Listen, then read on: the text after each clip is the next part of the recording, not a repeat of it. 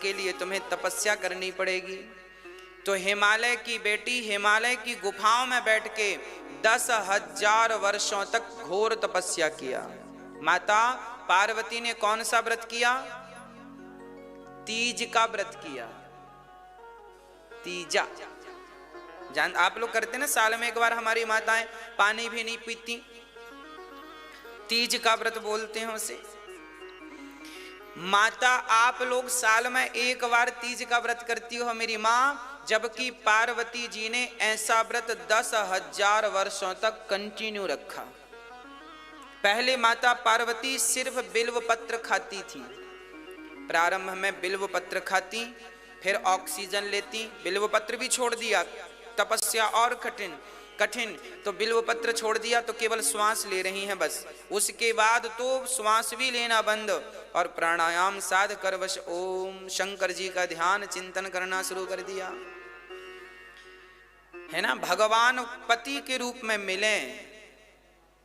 सती मरत हरि सन बरु मांगा, जन्म जन्म शिव पद अनुरागा।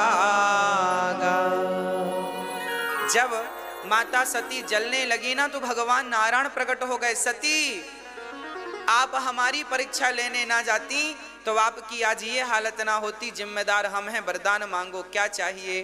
तब सती ने कहा मैं जब भी जन्म लूं तो मुझे पति शंकर ही मिले, ऐसी प्रार्थना माता पार्वती ने की। अच्छा, अब जब पार्वती जी की प्रार्थना 10,000 वर्ष बीत गए, यहां तारकासुर पैदा हो गया। तारकासुर नाम का एक दैत्य था, उसने ब्रह्मा से वरदान मांगा कि हम शंकर जी के पुत्र से ही मरेंगे।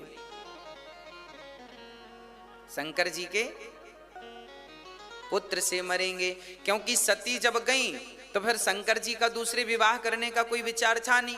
तो तारकासुर बोले शंकर जी का विवाह होगा नहीं तो पुत्र होगा नहीं तो फिर हम मरेंगे नहीं। तो वरदान मांग लिया कि हम शंकर जी के पुत्र से मरेंगे। अब तो वो तारकासुर सभी देवताओं को पराजित करने लगा, परास्त करने लगा, युद्ध करने लगा। सारे देवता डर के भगवान नारायण के पास गए। नारायण ने कहा शंकर जी के पास जाओ। तो इंद्र इत्यादि शंकर जी के पास गए, पर शंकर जी की तो समाधि लगी, समाधि खोलने को तैयार नहीं शंकर जी। अब क्या करें? अब कामदेव को बुलाया गया, कामदेव को बुलाया गया। कामदेव ने शंकर जी की समाधि खोलनी चाहिए। याद रखना मेरी माँ, बड़े बड़े साधुओं की तपस्या कामदेव ही बिगाड़ते हैं। अरे साधुओं की तो छोड़ दो, देवताओं की तो छोड़ो, देवों की छोड़ो, महादेव की समाधि भी कामदेव खोलने चल पड़े। पर कामदेव जब गए 5 बाण चलाए। 5 बाण मतलब काम के 5 बाण हैं, शब्द स्पर्श रूप रस गंध, है ना। कितने बाण हैं? 5।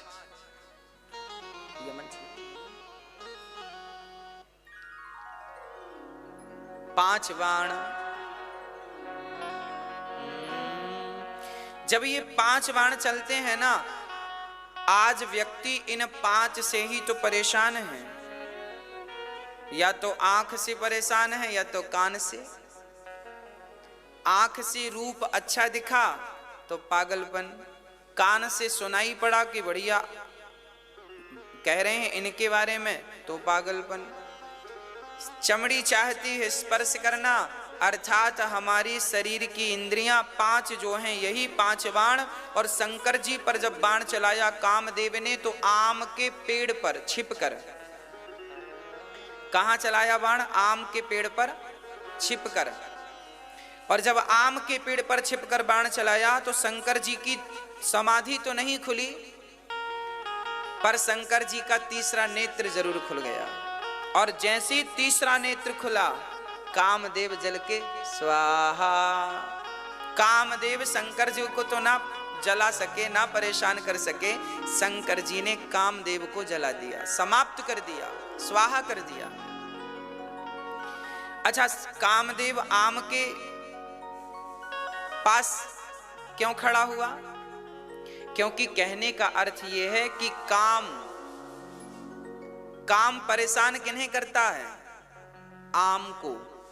जो व्यक्ति आम होता है, जो व्यक्ति आम, लोग कहते हैं ये आम आदमी है। आम आदमी मतलब सामान्य, साधारण। जो सामान्य जन है काम उन्हें परेशान करता है, जो भगवान के भक्त जन है काम उन्हें परेशान नहीं करता। इसका तात्पर्य यह है, आम पर छिप कर के बाण मारने का आशय। काम किन्हें परेशान करता है? जो भगवान की शरण में है काम उन्हें परेशान नहीं करता। जो आम लोग हैं, जो विषयों में उलझे हैं, आम हैं, उन्हें काम परेशान करता है। काम आम को परेशान करता है, आम से परेशान करता है। अच्छा, फिर क्या हुआ? तीसरे नेत्र खुला तो जल गया काम। तब से हम लोग जब भी घर में कोई शुभ काम करते हैं ना, तो आम का बंधनवार लगाते हैं, आम के पत्ते लटकाते हैं ना द्वार पर। आम के पत्ते लटकाने का हम लोग कलश पर भी आम के पत्ते रखते हैं। आम के पत्ते इसलिए रखे जाते हैं क्योंकि आम काम का नाशक है। आम को इसलिए रखा जाता है ताकि ये काम का नाश करता रहे, इसलिए आम के पत्तों का विधान है। ठीक है। अब यहाँ कामदेव जल गए, सारे देवता परेशान। अब तो कामदेव जल गए, अब शंकर जी विवाह क्यों करेंगे? काम तो जल गया। शंकर जी भगवान नारायण के पास गए, अब तो शंकर जी विवाह करेंगे नहीं, चलो उन्हीं से बात करते हैं। तो भगवान नारायण ने शंकर जी से कहा, अब विनती मम सुनहु शिव, जो मोह पर निज नेहु, जाई विवाह शैल जहीं, यह मोहि मांगे देहु। है ना? सिर धरि आयसु करिए तुम्हारा, परम धर्म यह नाथ हमारा। सिर धरि आयुष करिए तुम्हारा, परम धर्म यह नाथ हमारा। मात पिता और गुरु के वाणी, बिना ही विचार करिए शुभ जानी। कितनी बढ़िया बात है, जरा समझिएगा। भगवान शंकर से भगवान नारायण ने हाथ जोड़कर कहा, हे भोलेनाथ मुझे वरदान दो, आप विवाह कर लो। आपके विवाह से इन दैत्यों का कष्ट दूर होने वाला, इसलिए विवाह कर लो। शंकर जी ने कहा, नाथ आपकी आज्ञा सिरोधार्य करता हूं, विवाह कर लूंगा, आप तो हमारे माता पिता हो। शंकर जी ने कहा, मात पिता और गुरु के वाणी, बिना ही विचार करे शुभ जानी। देखिए रामचरितमानस की कितनी बढ़िया आज्ञा है। ये बात शंकर जी कह रहे हैं अपनी वाणी से। कह रहे हैं कि माँ की आज्ञा, पिता की आज्ञा और गुरु की आज्ञा, इन तीनों की जो आज्ञा है उस पर काम कर पड़ो बिना विचार के। आपका दोस्त कोई सलाह देता है तो उस पर विचार करो, सही है कि गलत। पर आपकी मां कह दे कि ये काम करना है तो बिना विचार के कर पड़ो। पिता की आज्ञा, ईश्वर की आज्ञा मान के करो, और गुरु की आज्ञा, क्योंकि गुरु ने जो बात कही है वो ऑलरेडी विचार करके कही है। मां ने जो बात कही होगी वो ऑलरेडी विचार करके कही होगी। मां कहती है बेटा यहां मत जाओ, तो मां ने विचार किया होगा ना कि यहां जाने से बच्चे का नुकसान है। इसलिए माता पिता जो कहते हैं वो मानने योग्य है, उस पर आपको विचार नहीं करना, क्योंकि ऑलरेडी उन्होंने विचार करके आपसे कहा है। इस प्रकार माँ बाप की आज्ञा का पालन हमें करना चाहिए। शंकर जी कहते हैं ठीक है हम करते हैं विवाह। अच्छा, शंकर जी ने ये तो कह दिया हम विवाह करेंगे, और भगवान नारायण गए तो समाधि में डूब गए। अच्छा, किसी ने शंकर जी से कहा आपने तो कामदेव को जला दिया, अब आप शादी क्यों करेंगे, क्योंकि शादी काम तो है नहीं, अब फिर शादी करने का अर्थ क्या। तब कह दिया कि मैं विवाह करूंगा, पर विवाह काम की प्रेरणा से नहीं, विवाह तो मैं राम की प्रेरणा से करूंगा।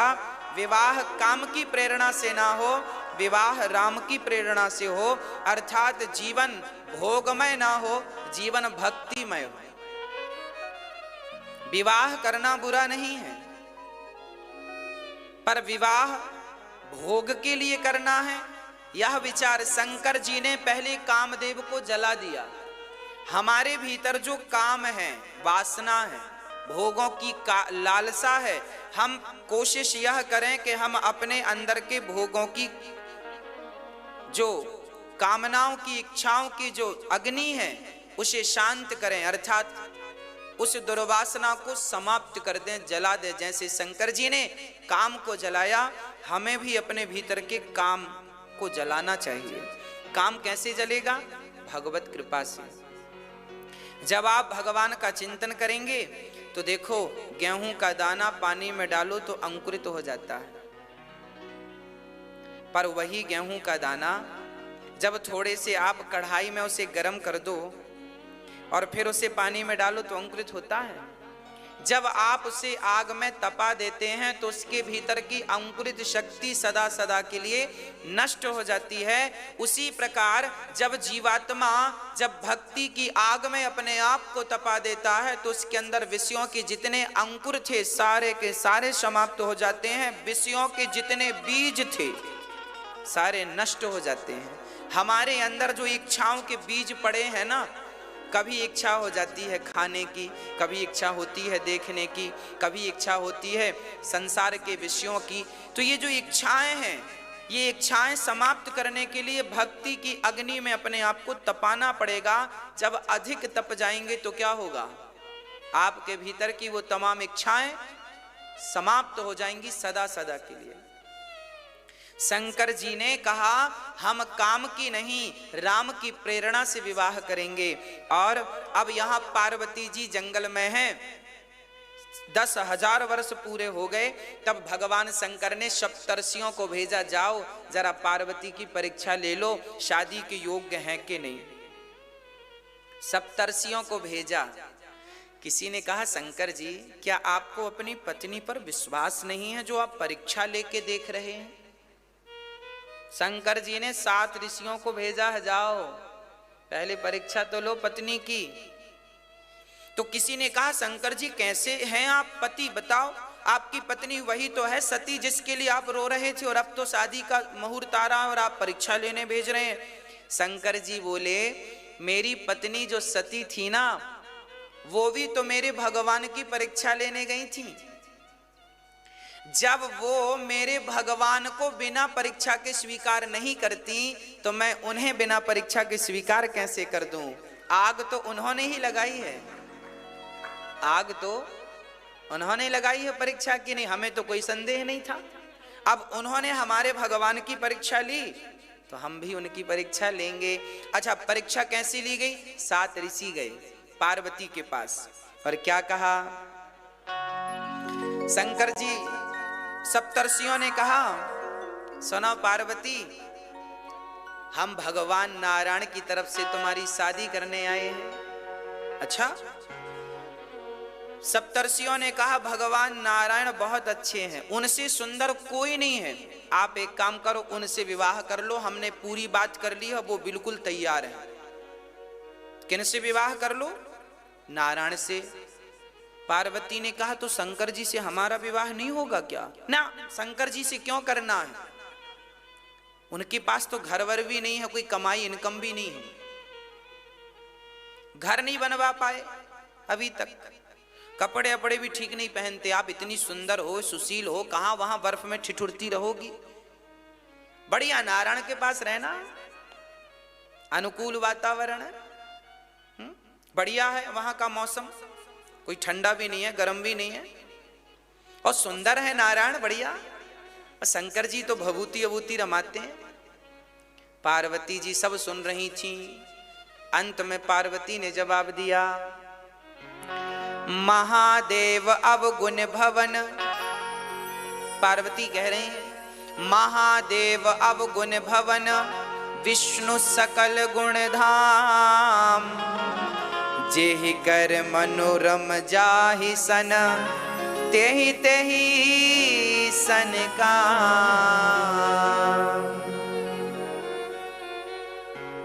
जन्म जन्म लगी रगर हमारी,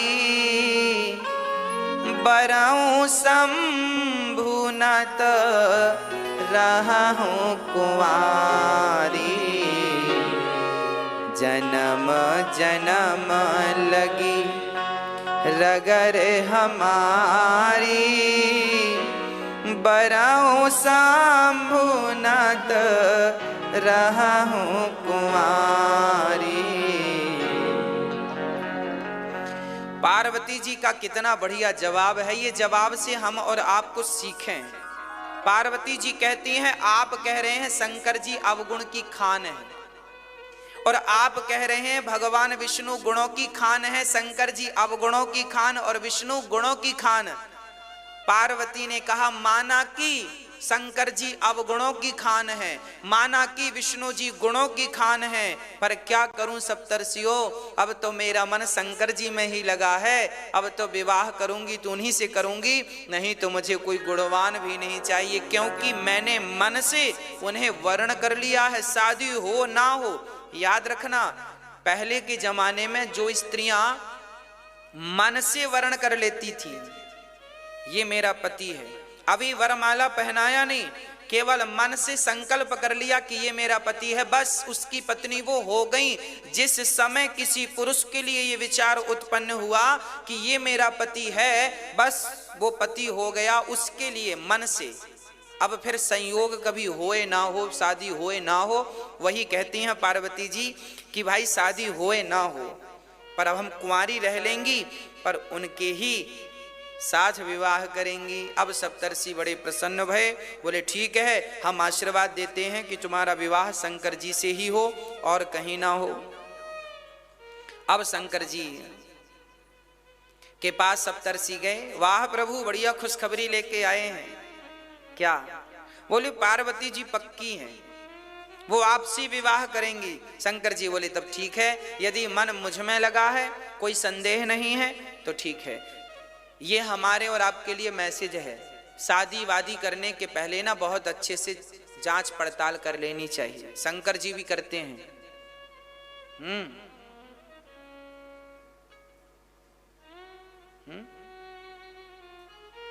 अच्छा, शंकर जी पड़ताल इसलिए करते हैं क्योंकि पिछली बार शादी करी थी ना, सती से तो ज्यादा पड़ताल करी नहीं। तो सती के पिता क्या कह रहे थे जानते हो? ससुर जी दक्ष ने कहा था, हमें पता होता कि हमारी बेटी से शिव का विवाह होना तो हम करते ही नहीं। तो शंकर जी बोले राम राम, अब सब देख सुन ले, नहीं बाद में यही समस्याएं खड़ी हो जाएं कि बाद में इनके पापा कह दें कि लो हमारा तो मन नहीं था। चलिए, सती तैयार, पार्वती तैयार हैं और अब शंकर जी दुल्हा बनने लगे। सारे देवता आए प्रसन्न होके, शंकर जी बधाई हो बधाई हो बधाई, शादी की बधाई देके चले गए। अब देखो, सांसारिक दुल्हा तैयार होता है तो मेकअप करने वाला आता है, पर शंकर जी के तो कोई नहीं पहुंचा, ना कोई रिश्तेदार आए, ना मामा आए, ना फूफा जी आए, ना मौसी, कोई है ही नहीं। ज्यादा झंझट ही नहीं है। झंझट तो हम लोगों ने बना के रखी है, बाजार पाल रखी है।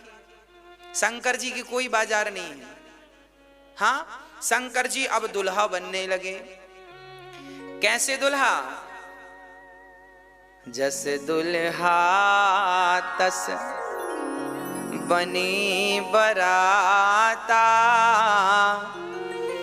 कौतुक विविध मोहि मग जाता।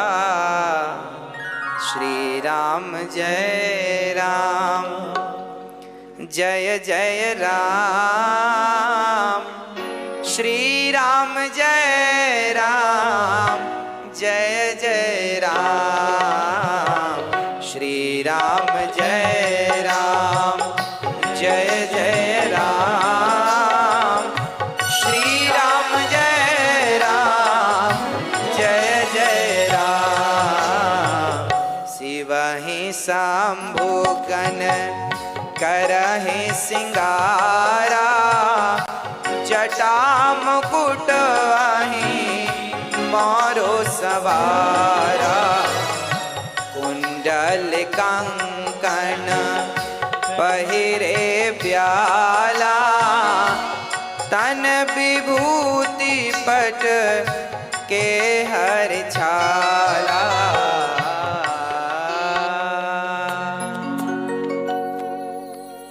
शंकर जी ने जब दुल्हा तैयार होता है ना तो पगड़ी लगाता है सिरमौर।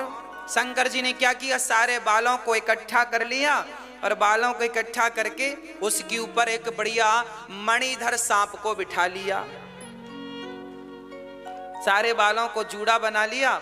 अच्छा, बाल बिखरे हैं तो इकट्ठे कर लिए। अच्छा, बाल मतलब विचार। कहने का अर्थ यह है कि जब आपके विचार बिखरने लग जाएं तो विचारों को समेट कर एक कर लेना चाहिए, है ना। ये जो हमारे विचार हैं ना, ये बिखर जाते हैं, इन्हें आप बिखरने मत दीजिए। ये जो विचारों के बाल हैं ये बिखरने, शंकर जी ने विचार एक विचार कर लिया कि अब विवाह करना है और भगवान का ध्यान करना है। तो अच्छा, सर्पों को यहां बिठाने की क्या जरूरत थी, बालों का जूड़ा बनाया, ठीक है ये बात, पर वहां पर मणिधर नांग को बिठाने की क्या जरूरत है। नांग बैठा है यहां। अच्छा, नांग जो होता है ना, काल का स्वरूप होता है। शंकर जी हमें और आपको समझा रहे हैं कि दुनिया वालों, ये कभी मत भूलो कि हमारे सिर पर काल बैठा हुआ है, तुम्हारी प्रतीक्षा कर रहा है। काल को कभी शंकर जी ने सिर पर काल को बिठाया ना, सर्प मतलब काल ब्याल मुखग्रास। भागवत जी में सर्प को काल की उपमा दी गई है, काल है। तो शंकर जी ने सिर पर किसे बिठाया है, काल को। और आपको कभी नहीं भूलना चाहिए कि हमारे सिर पर भी काल मंडरा रहा है, कभी भी हमारा बुलावा आ सक। शंकर जी कह रहे हैं भैया काल यहां बिठाओ। बिल्कुल अलग ही विचार हैं शंकर जी के। और सुनो, तो आप लोगों के सिर पर भी काल बैठा है, सावधान, भगवान में लग जाओ, चिंतन में लग जाओ, पता नहीं कब श्वास पूरी हो जाए, है ना। और आगे क्या लिख रहे हैं, कुंडन कंकण पहिरे ब्याला। बड़े बड़े सांपों को तो यहां बिठा लिया, छोटे छोटे सांप बोले शंकर जी हमें नहीं ले जाओगे क्या बारात। तो छोटे छोटे सांपों से भगवान शंकर जी ने कहा आओ कान के छेद में घुस जाओ। ये कान के छेद में यहां छेदाते ना आप कान, यहां पूंछों की तरफ से घुस गए, लटकने लगे सांप। किसी ने कहा शंकर जी आपने कानों में सांप को लटका लिया, ये कोई शोभा है। शंकर जी बोलो सुनो, इसके पीछे कारण है। अच्छा, शंकर जी ने कानों में सर्पों को क्यों लटकाया। आप लोग सोना लटकाती हो मैया, सोना चांदी हम लोग पहनते हैं। शंकर जी ने आभूषण सोने के नहीं बनवाए, कानों में छोटे छोटे सांप। अच्छा, सर्पों को क्यों लटकाया। सर्प ऐसा होता है जिसके पांव नहीं होते। सांप के पांव हमें दिखते हैं क्या, सांप के पांव होते हैं, केवल सांप को ही दिखते हैं, हमें नहीं दिखते। उसी प्रकार बिना पांव के सरकता है कि नहीं, खिसकता है कि नहीं। हाजी, ये जो तुम्हारा सोना है, चांदी है, पैसा है, इसके भी पांव नहीं होते, पर पता नहीं महाराज जी कहां चला जाता है। लोग कहते हैं ना गुरुजी पैसा बहुत आता है पर पता नहीं कहाँ चला, ये बिना पांव के खिसकता है सांप की तरह। शंकर जी बोले ये आज नहीं तो कल खिसक ही जाएगा, इसलिए पहले से ही ये विचार लेकर चलो कि जो संपत्ति आज आपके पास है कल ये आपके पास नहीं रहेगी। ये पहले से माइंड में सेट करके चलो तो दुख कम होगा। अब आप लोग क्या है, माइंड में ये बात सेट करते नहीं। आपको तो सोना मिला तो मेरा है मेरा है मेरा, अरे ये भी सेट करो कि कल को ये तुम्हारा नहीं रहेगा। हाँ, अब आप ये बात सेट नहीं करते दिमाग में तो कल को कोई ले जाए तो आप रोते हैं, मेरा सोना मेरा चांदी मेरा ये मेरा, रोते हैं। पहले से दिमाग में सेट किया होता कि ये आया ही इसलिए है क्योंकि बिना पांव का है, खिसक रहा है। इसलिए शंकर जी ने सोना चांदी नहीं लटकाया, सर्पों को लटका कर मैसेज दिया कि जैसे ये बिना पांव का खिसकता है ऐसी तुम्हारी संपत्ति भी बिना पांव के खिसकती चली जा रही है, चली जा रही है। उम्र धीरे धीरे चली जा रही है, उम्र धीरे धीरे कर लो भजन अब समय धीरे धीरे चली जा रही है, उम्र धीरे धीरे चली जा रही है। उम्र चली जा रही है धीरे धीरे, इसलिए भजन भी धीरे धीरे करते रहो। भजन भी जरा धीरे धीरे करते रहो, क्योंकि ये भी धीरे धीरे खिसकती जा रही है। तो शंकर जी ने कानों में क्या पहने, कुंडल कंकण पहिरे ब्याला, तन विभूति। किसी ने कहा पाउडर तो लगा लो, दुल्हा पाउडर लगाता कि नहीं, है ना पाउडर। तो शंकर जी बोले चलो पाउडर लगाते हैं। भस्मी किसकी, मुर्दे की। एक बार क्या हुआ, एक मुर्दा जा रहा था और सब लोग बोल रहे थे राम नाम सत्य है, राम नाम सत्य है। बड़ी भीड़ थी और बड़ी आवाज जा रही थी। शंकर जी ने ऊपर से सुना, अरे मेरे राम का नाम कहां से आ रहा है, आज कहां से आ रहा है, कहां से आ रहा है। अच्छा, शराबी को कहीं शराब की सुगंध मिल जाए तो रुक जाता है, गंजेड़ी को गांजे की सुगंध मिल जाए तो रुक जाता है, ऐसे भक्त को भगवान की सुगंध मिल जाए तो भक्त भी रुक जाता है। शंकर जी रुक गए, कहा मेरे राम की चर्चा हो रही है। अब शंकर जी रुके, देखा तो सब राम राम बोल रहे हैं। अब शंकर जी ने सामान्य रूप बनाया और शंकर जी भी भीड़ में सम्मिलित हो गए। वो भी कहने लगे राम नाम राम नाम राम राम राम राम राम राम राम राम। शंकर जी तो मस्ती में चल पड़े, आगे शमशान चले, मुर्दे को चिता पे रखा, सब लोगों ने राम राम बोलना बंद कर दिया। शंकर जी को लगा क्या हो गया, क्यों बंद कर दिया। अब जब मुर्दा चिता पे गया ना तो पीछे को लोग बात करने लगे, सुनो हमारा आज बहुत जरूरी काम था, इसे भी आज ही मरना था।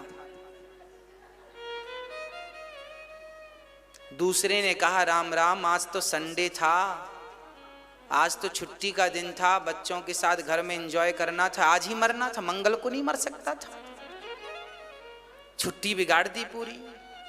अरे काम के दिन मरता तो बहाना मिल जाता, रिश्तेदार मर गए हैं, छुट्टी, अब संडे को ही मरा छुट्टी में, इसके बहाने एक छुट्टी और मिल जाती, वो भी नहीं, देखो जाते जाते छुट्टी नहीं दिलाया, छुट्टी में गया।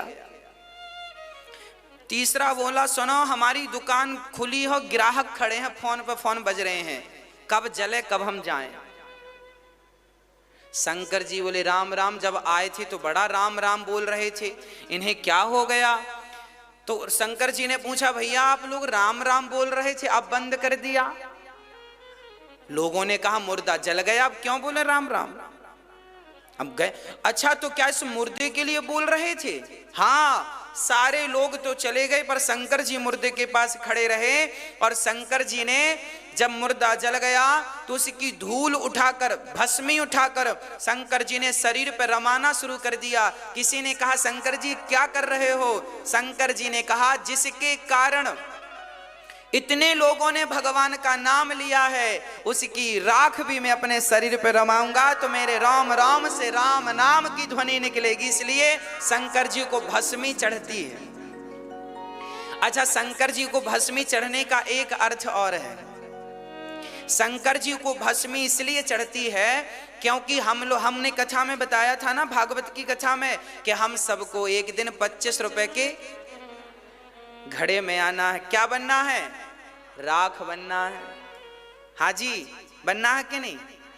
तो शंकर जी ये कहते हैं, दुनिया वालों घमंड ना करना, दुनिया वालों अहंकार ना करना, क्योंकि एक दिन हम सबको राख बनना है, और जब तुम राख बनोगे तो हम शरीर पे लगाएंगे, अर्थात राख बनोगे, उड़ जाओगे। घमंड किस बात का? इसलिए शंकर जी भभूति भस्मी रमा कर मैसेज दे रहे हैं कि ज्यादा हाय हाय ना करो, अहंकार ना करो।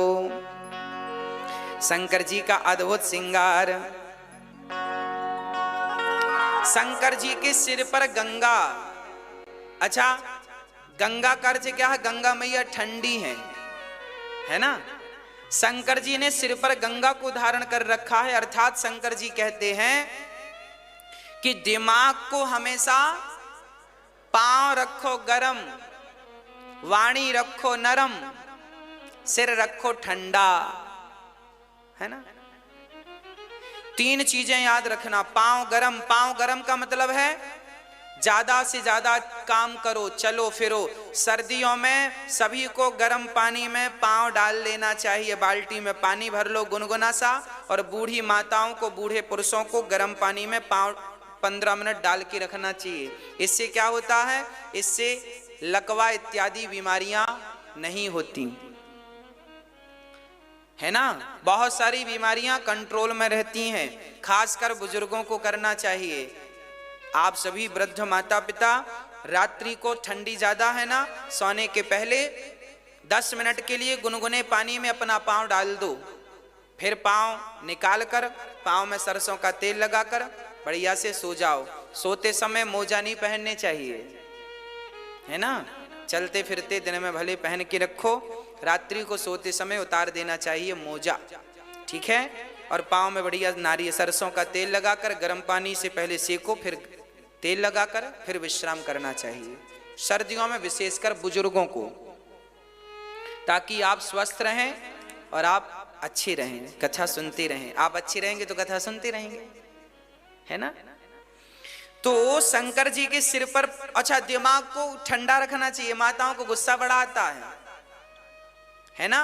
तो आप लोग ना ठंडा आप लोग भी गंगा मैया को सिर पे बिठाया करो। अब तो शंकर जी की बारात चली। अच्छा, शंकर जी बारात जब लेकर चले ना, तो काहे में शंकर जी ना कारवार नहीं बुलवाए।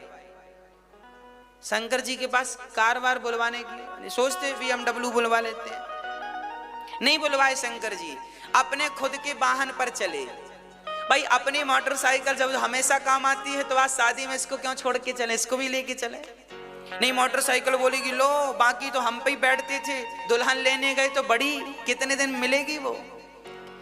तो अपनी अपनी अपनी होती है। इसलिए शंकर जी अपने बैल पर बैठकर चले। वो बैठे भी तो उल्टा, नंदी के पूंछ की तरफ शंकर जी ने मुंह कर लिया। अच्छा, मुंह इस तरफ क्यों किया?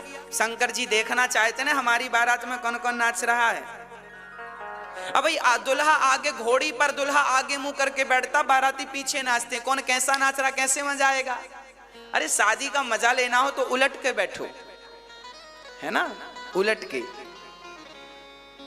अच्छा, शंकर जी बैल पर क्यों बैठे? क्योंकि बैल धर्म का प्रतीक है। यह बात भागवत जी में लिखी है, परीक्षित के प्रसंग में।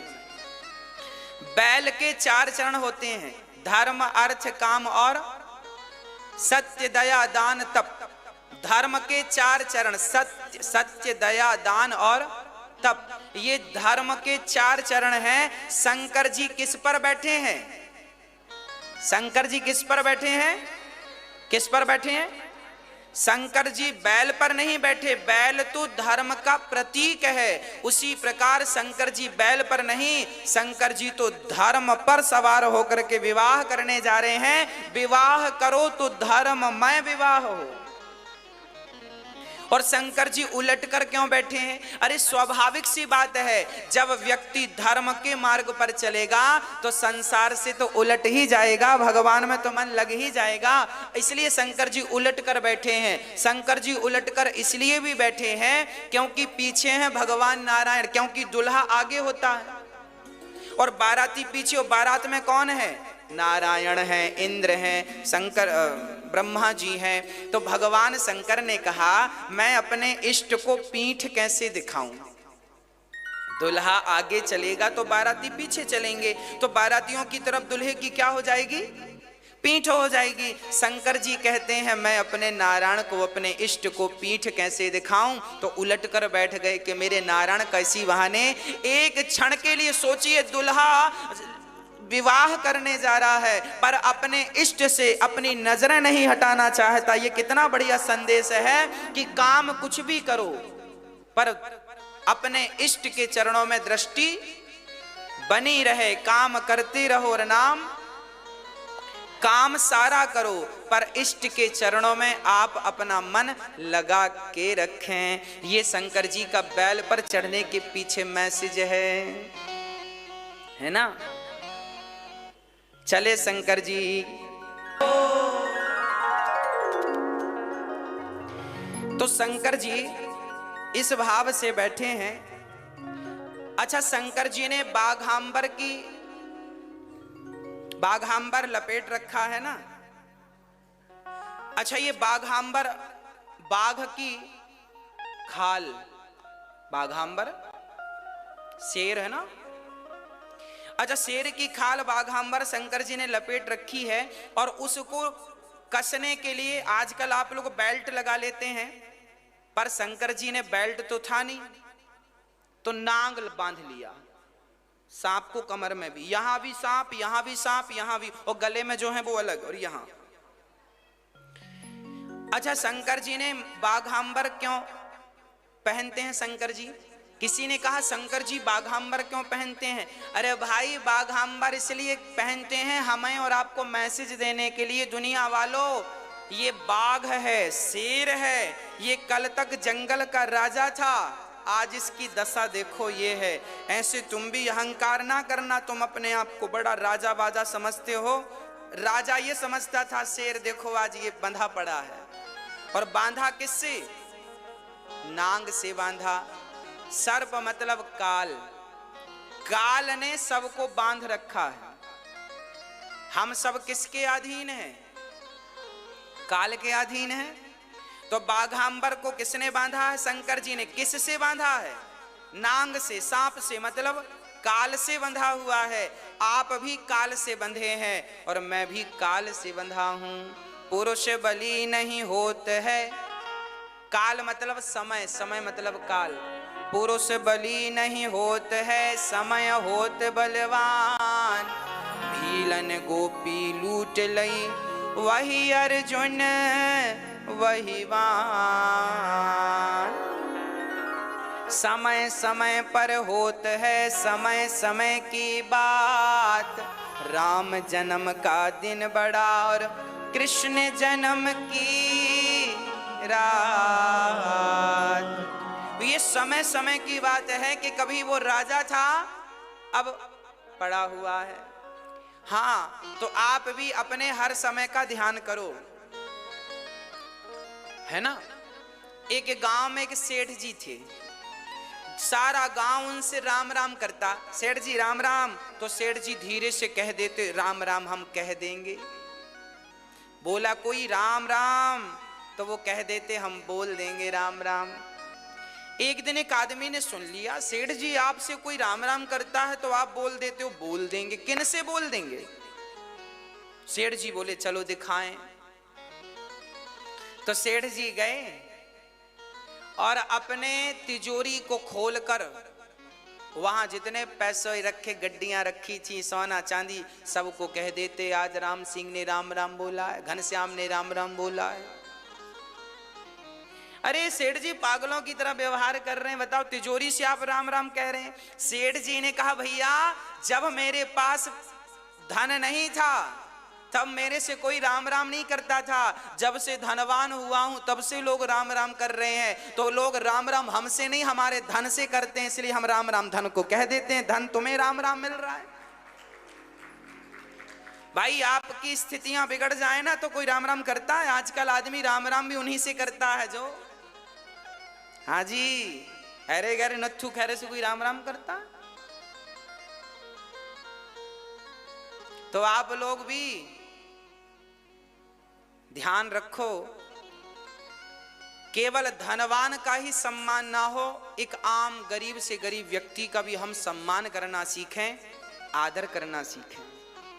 धनी लोगों को तो सब देखते हैं, जो आम व्यक्ति की पुकार सुनता है, आम व्यक्ति की तरफ देखता है, उन्हें महान कहा जाता है ना। इसलिए ये दास अनिरुद्ध ने जो कार्य किया है या हम जो कर रहे हैं, ये साधारण लोगों की नजर में बड़ा काम होगा और बड़ा काम है, पर इस बड़ा काम को करने के लिए सामान्य बनना पड़ता है, साधारण बनना पड़ता है। जब तक आप साधारण नहीं बनेंगे तब तक आप बड़ा काम नहीं कर पाएंगे। यदि आप अपने आप को बड़ा मान लेंगे तो फिर बड़ा मान लिए हैं आप, तो फिर छोटा काम कैसे करेंगे? आजकल बच्चों को अपनी मां के पांव दबाने में शर्म आती है, पर यह दास अनिरुद्ध यहां जितनी मां रहती हैं सभी के चरणों की सेवा करता है।